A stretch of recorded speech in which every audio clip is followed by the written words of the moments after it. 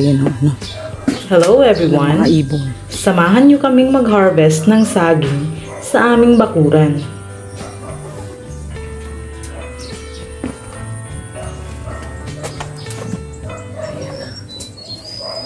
Hindi pa siya.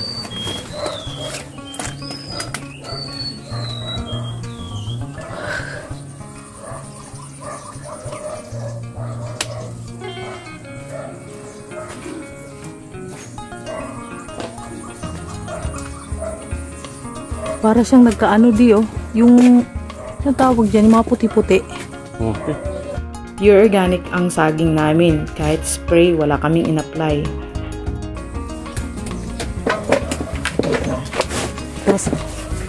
Atras tayo, atras.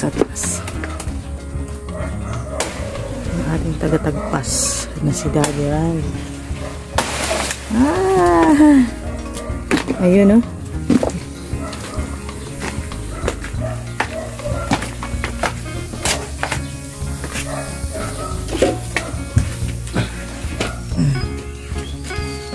Yun.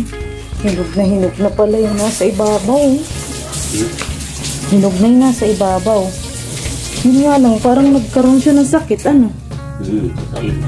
Ha? Sakit. Ano, yung mga ano to eh. Mga mealybugs.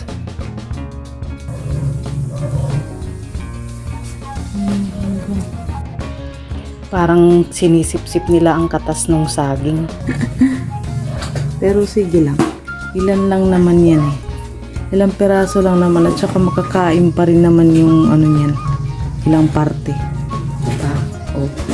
Di, saan ka pa? Libre lang yan. Isang beses lang tinanim. Tuloy-tuloy nang namumunga. No? Wala naman akong nilalagay na pataba dyan.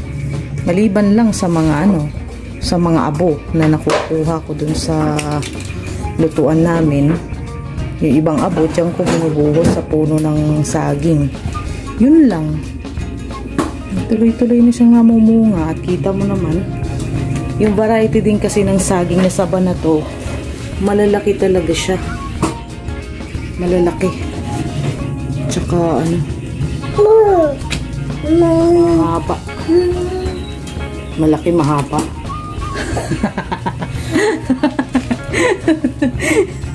Daddy, mag-try ka nga ng isa. Pakita mo nga. Dad. Ito lang, itong sira. Tingnan natin kung ano pa bang mapapakinabangan. Ha? Dad.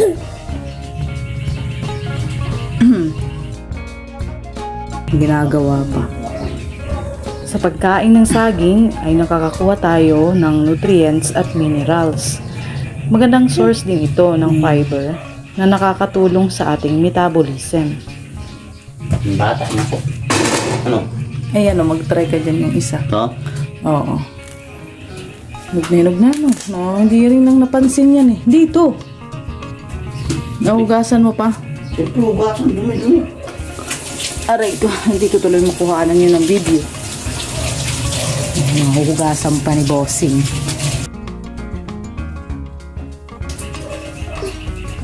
Ito. Nga.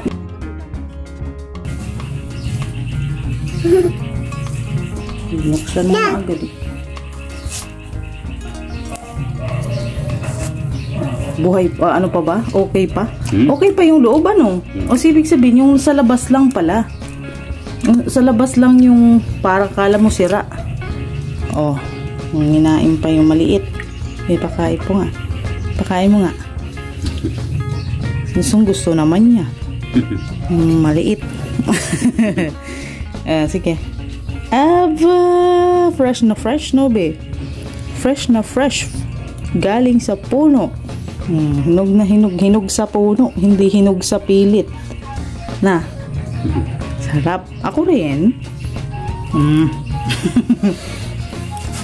Oh, ibig sabihin, sa labas ng pala ito, merong insekto, pero hindi naman niya masyado na-penetrate sa loob. So, okay pa rin. Kung pansariling consumption lang naman, no? Hindi ibibenta. Eh, pwede. Tsaka yung ibang mga part, ibang mga piling, okay naman sila, makikinis sila. Kung gugustuhin naming magbenta, pwede. Pero sa tingin ko, sa amin na lang ito. Nadi, hindi mo na ito ibebenta, di ba, di? Hindi na. Hindi na daw ibebenta. Ano na lang. Siguro yung ibang ano dyan, bibigay namin sa ilan namin kapitbahay dito para makatikim naman sila. Kasi madami naman din yan na mauubos mo. Although hindi naman sabay-sabay maihinog yan, pero iba na rin yung ano, nakakapag-share ka ng blessing, di ba? Para more blessing to come. Di ba? Okay. So paghihiwa-hiwalayin na natin yung mga saging.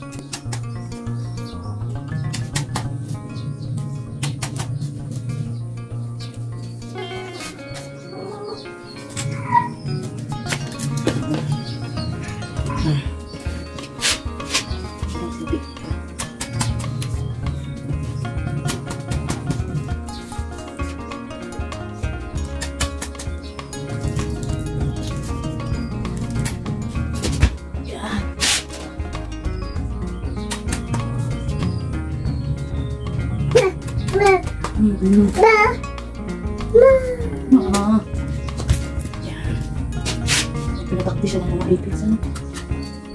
Pagka hindi masyado na arawan. Maganda. Gusto kasi ng mga ipis.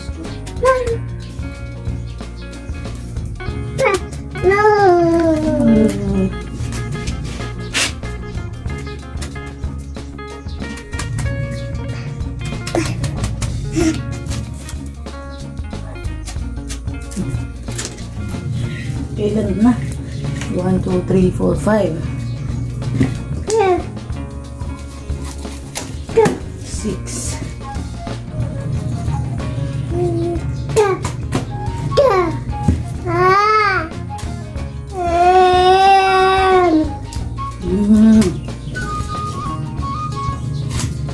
Seven.